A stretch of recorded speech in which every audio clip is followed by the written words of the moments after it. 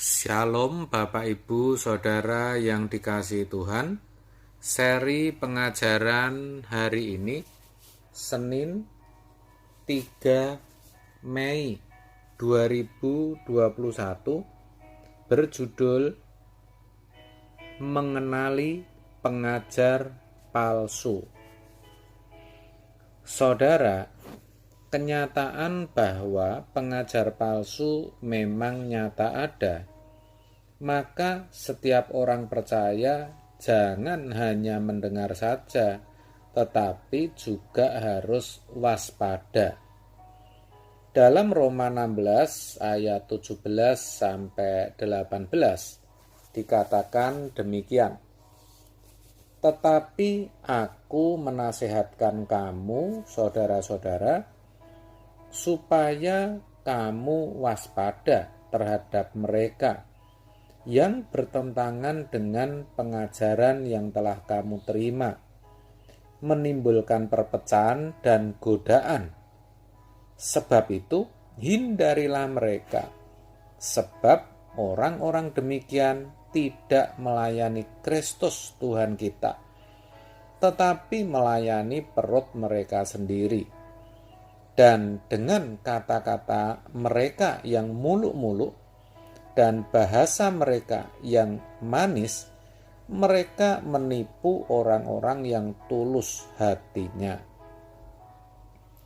Saudara yang dikasihi Tuhan, sejak zaman gereja mula-mula, yaitu pada zaman para rasul, rupa-rupanya sudah bertebaran pengajar-pengajar atau guru-guru atau pengkhotbah-pengkhotbah atau nabi-nabi palsu.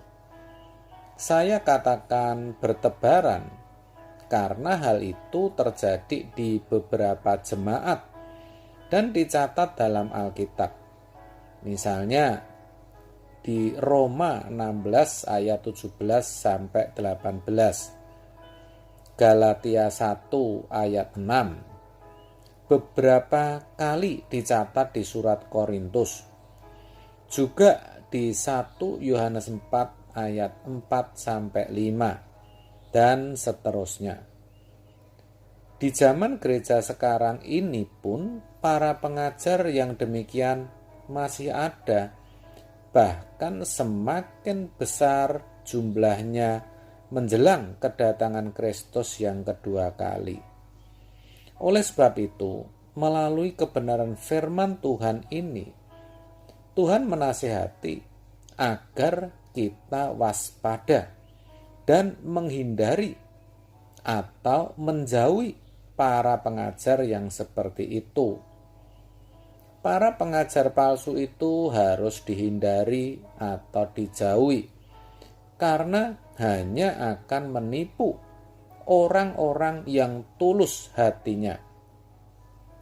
Ibarat untuk mengenali uang palsu, orang harus mengenal uang asli dengan benar.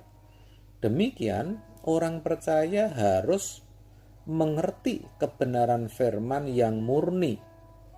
Dengan demikian, ia bisa membedakan pengajar atau hamba Tuhan atau pendeta mana yang asli dan mana yang palsu. Saudara, dalam firman Tuhan di atas disebutkan ciri-ciri pengajar palsu.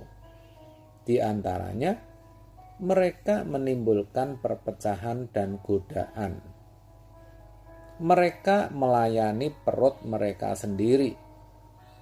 Kata-kata mereka muluk-muluk dan manis. Jika disimpulkan, sesungguhnya ajaran mereka itu bertentangan dengan Injil Kristus yang murni. Para pengajar palsu itu lebih mementingkan hal-hal lahiriah atau sekunder daripada ajaran yang esensial atau utama dari hakikat iman Kristen. Mereka menimbulkan godaan dan perpecahan hanya karena hal-hal sekunder. Misalnya, melarang menyebut Tuhan dengan kata Allah dan harus menyebutnya dengan nama tertentu. Bahkan mengatakan yang memanggil Tuhan dengan kata Allah tidak akan masuk surga. Seperti itu hanyalah hal yang remeh dan tidak penting, tetapi menimbulkan godaan dan perpecahan. Para pengajar palsu itu tidak melayani Kristus, tetapi melayani perut mereka sendiri. Artinya menjadi hamba atau budak, yang dalam teks aslinya dipakai kata doulos, yaitu hanya berurusan dengan hal-hal yang duniawi. Motivasi mereka hanya untuk kesuksesan materi atau duniawi, tetapi dibungkus dalam bungkus rohani. Para pengajar atau pengkhotbah palsu itu biasanya menyampaikan khotbahnya dengan kata-kata yang muluk-muluk dan manis.